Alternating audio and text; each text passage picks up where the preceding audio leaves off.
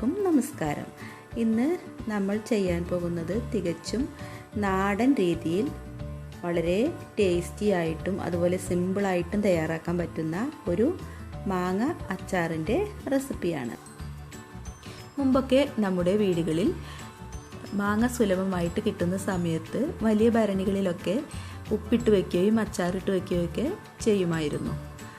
യാതൊരു പ്രിസർവേറ്റീവ്സും ചേർക്കാതെ തന്നെ ഇത് ഒരു വർഷമൊക്കെ കേടുകൂടാതെ ഇരിക്കും. അത്തരമൊരു അച്ചാറിൻ്റെ റെസിപ്പിയാണ് ഞാൻ നിങ്ങളെ പരിചയപ്പെടുത്തുന്നത്. അതിനു വേണ്ടിയിട്ട് ഞാൻ ചുണയുള്ള ടൈപ്പ് പുളിമാങ്ങയാണ് എടുത്തിരിക്കുന്നത്. ഉപ്പിലിട്ട് വയ്ക്കാനൊക്കെ ഉപയോഗിക്കുന്ന മാങ്ങയാണിത്. അപ്പോൾ നിങ്ങൾക്ക് ഏതുതരം മാങ്ങ വേണമെങ്കിലും എടുക്കാവുന്നതാണ്. മാങ്ങ ഫ്രഷ് ആയിട്ടിരിക്കണം. ഈ മാങ്ങ നമ്മളിവിടെ നന്നായിട്ട് കഴുകി വൃത്തിയാക്കി വെച്ചിട്ടുണ്ട്. ഇനി ഇതിൻ്റെ മുകളിലുള്ള വെള്ളമയമൊക്കെ നമുക്കൊരു ടവൽ ഉപയോഗിച്ചിട്ട് ഒന്ന് തുടച്ചെടുക്കാം. ഒട്ടും വെള്ളമയം ഉണ്ടാകാൻ പാടില്ല, അപ്പോൾ അച്ചാർ പെട്ടെന്ന് കേടുവരും. അപ്പം നന്നായിട്ട് വെള്ളമൊക്കെ നന്നായി തുടച്ച് മാറ്റിയതിന് ശേഷം ഇതൊന്ന് തോലോട് കൂടി തന്നെ ഒന്ന് ചെത്തിയെടുക്കാം. ചെറിയ കഷ്ണങ്ങളാക്കിയിട്ട് ചെത്തി എടുക്കാം. തോല് മാറ്റേണ്ട ആവശ്യമില്ല. അപ്പോൾ നമുക്കിതൊന്ന് ചെത്തിയെടുക്കാം. 1 കിലോ മാങ്ങയാണ് ഞാൻ ഇതിന് വേണ്ടിയിട്ട് എടുത്തിരിക്കുന്നത്. ഈ മാങ്ങ നമ്മളിവിടെ ചെറിയ പീസസായിട്ട് ചെത്തിയെടുത്തിട്ടുണ്ട്. നിങ്ങൾക്ക് ഇത് ചതുര കഷ്ണങ്ങളായിട്ട് വേണമെങ്കിൽ അങ്ങനെ ചെത്തിയെടുക്കാം.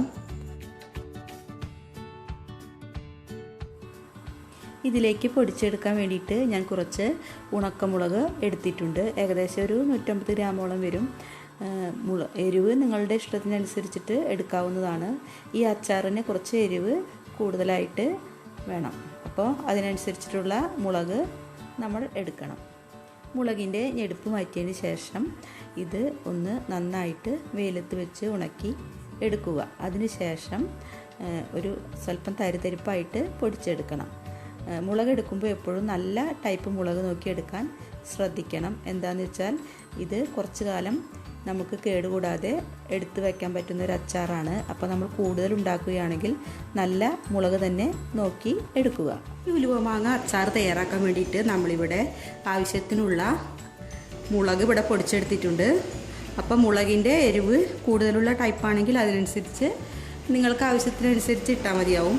പിന്നെ 1 കപ്പ് നല്ലെണ്ണ ചൂടാക്കി അത് ഒന്ന് തണുപ്പിച്ചെടുത്തതാണ് ഇത്. പിന്നെ 2 ടീസ്പൂൺ ഉലുവ, ഒരു കൈപ്പിടിയിൽ ഒതുങ്ങുന്ന അത്രയും ഉലുവ മതി, അധികം വേണ്ട.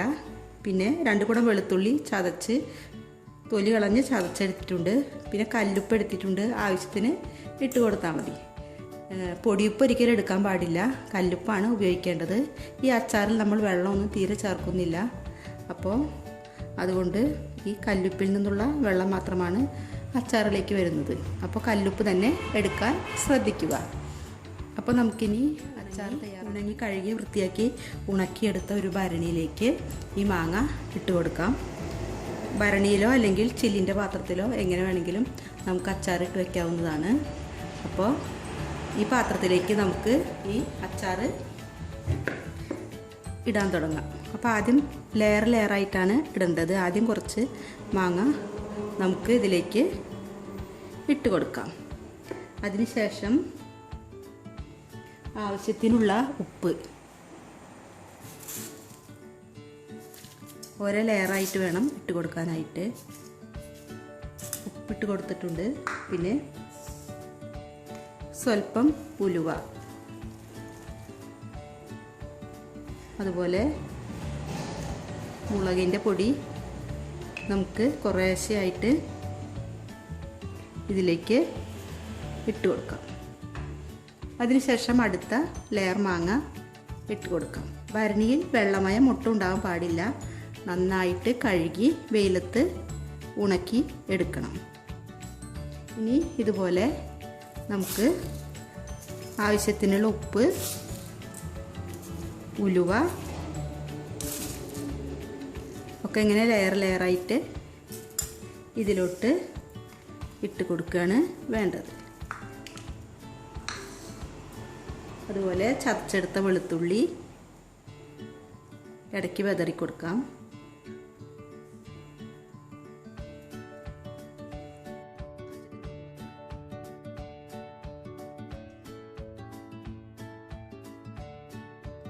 അപ്പോൾ എല്ലാ മാങ്ങയും വെളുത്തുള്ളിയും ഉലുവയും മുളകൊക്കെ നമ്മൾ ഇതിലേക്ക് ഇങ്ങനെ ഇട്ട് കൊടുത്തിട്ടുണ്ട്. ഇനി ഇതൊന്ന് ഇളക്കൊന്നും വേണ്ട, ഇതൊന്ന് കുടഞ്ഞു കൊടുത്താൽ മതി.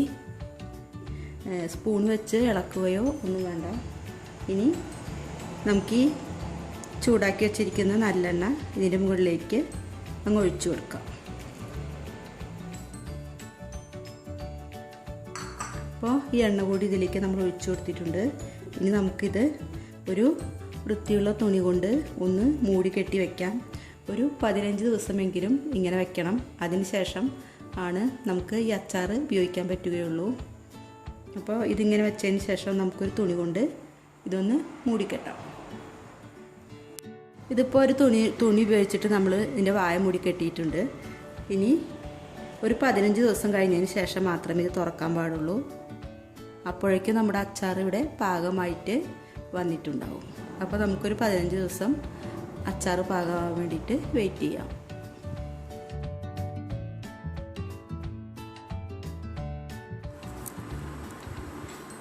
നമ്മുടെ ഈ അച്ചാർ ഉണ്ടാക്കി വെച്ചിട്ട് ഇപ്പോൾ ഒരു 15 ദിവസം കഴിഞ്ഞിട്ടുണ്ട്.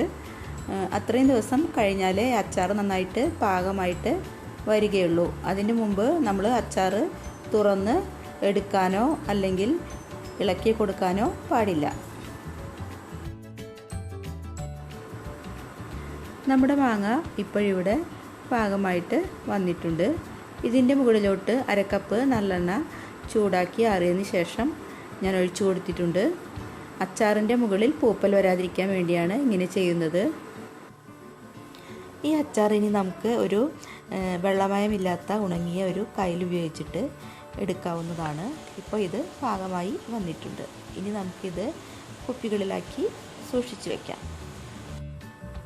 നിങ്ങൾക്ക് എൻ്റെ വീഡിയോ ഇഷ്ടമായി എങ്കിൽ ഷെയർ ചെയ്യാനും ലൈക്ക് ചെയ്യാനും സബ്സ്ക്രൈബ് ചെയ്യാനും മറക്കരുത്. അതുപോലെ ഫ്രണ്ട്സിനും റിലേറ്റീവ്സിനും ഒക്കെ ഒന്ന് ഷെയർ ചെയ്ത് കൊടുക്കുക. നല്ലൊരു റെസിപ്പിയായിട്ട് വീണ്ടും കാണാം. Thank you.